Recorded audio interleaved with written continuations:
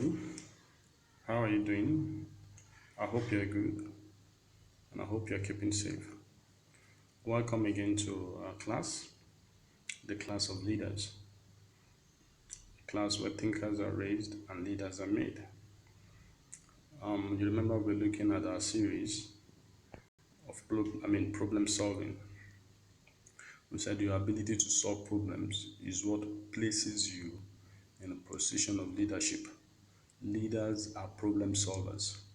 And your quest to solve problems, you have to got the ability to be able to think. And we said it is not just to think, but ability to think right, think fast, think ahead of time. And that is why in our theme for this term, we'll be looking at being proactive rather than being reactive in problem solving. Now we've established the fact, the meaning, the consequences of being proactive. We also looked at the consequences of being reactive. So we said that as a matter of fact, it is better for us to be proactive rather than being reactive. All right.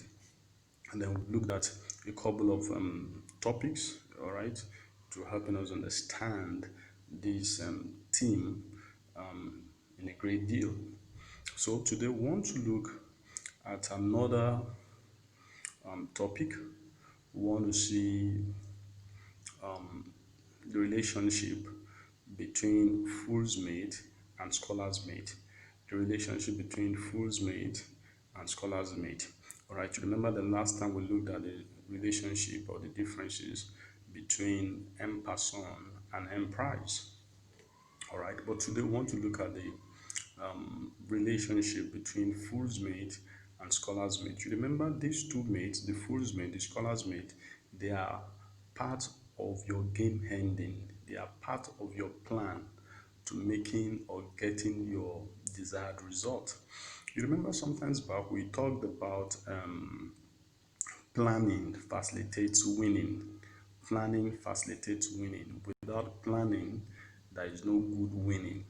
All right, so we dealt extensively with that when we talked about planning facilitates winning. Now, fool's mate and scholar's mate are supposed to be part of your planning to get what you need to get done. All right, now you remember that a mate is also a checkmate. All right, and we have looked at the differences between a checkmate and a check. We said a checkmate is when the king, or you cannot do any of these three options to run away, to block the checker, or to capture the checker. You cannot do any of these three. But in the case when you can do any of these three, is a check, not a checkmate. But today we're looking at a checkmate. So we're looking at mate, fool's mate and scholar's mate. All right.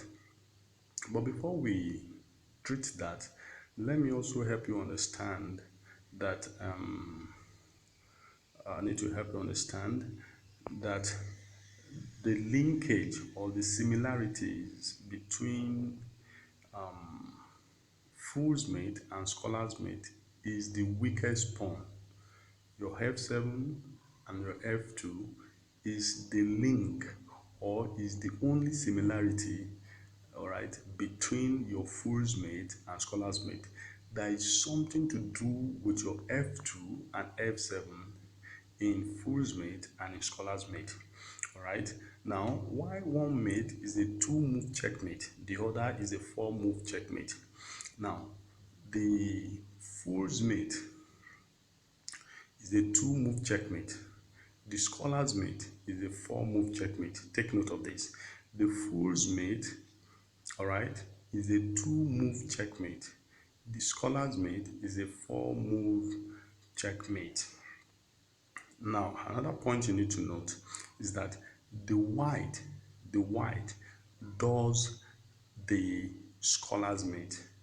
The white does the scholar's mate. That means the white does the 4-move checkmate, while the black does the 2-move checkmate, the fool's mate. Now, very quickly, let me show you this so that we can get a good understanding of it. Okay. Now look at this. I'm going to start. The white is starting, and I told you the white does the 4-move checkmate. which is the scholar's mate. Now remember, you start with your king's gambit. All right, I'm going to do a four move checkmate. Now let's assume this guy plays this. Let's assume he plays this. Let's assume he plays this. I'm going to do a four move checkmate. A four move checkmate. Now let's assume I do this. Okay, I want to do a four move checkmate. Okay, now let's assume this guy does this. Okay, okay, now let's assume this guy comes there. You can see I can go and take the bishop, but that is not part of my plan. You remember, planning facilitates winning. It's not part of my plan. So I come here. Now what am I doing? I'm targeting the weakest pawn. I told you the weakest pawn is the link between the fool's mate and the scholar's mate. It has something to do with the weakest pawn. And I told you the scholar's mate is a four move checkmate. A four move checkmate. Now let's assume this rook comes there. Let's assume this rook comes there.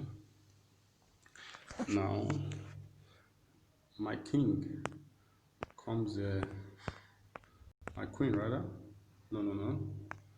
My queen comes there to take the weakest pawn. Can you see? Now, if it's going to take the weakest pawn, there is also a backup. Look at the bishop. There's a backup. It's also targeting the weakest pawn. Can you see? The f7. Can you see my queen also targeting the weakest pawn? So my queen can go and take the weakest pawn. Now. And that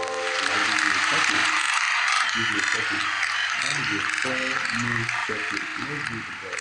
It's a four-move checkmate. The first move was to move my king's gambit. You can see my king's gambit.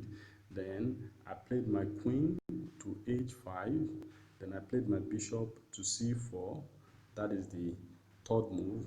Now the fourth move was to play my queen from h5 to f7. That is a four-move checkmate. That is what is called the scholar's mate. Now we're going to look at the fool's mate. We're going to look at the fool's mate. We're going to look at the fool's mate. Now let's look at the fool's mate. Now I told you the fool's mate, okay, is done by the black. Now I also told you that it has something. The two of them have something to do with the weakest pawn, f2 and f7. Now let's assume this guy starts with this. All right. Now the black, you remember, you start with your king's gambit. He plays this, and I told you the fool's mate is two-move checkmate. Now let's assume this guy plays this. That is the second move. Now the second move for my black is for my queen to come here.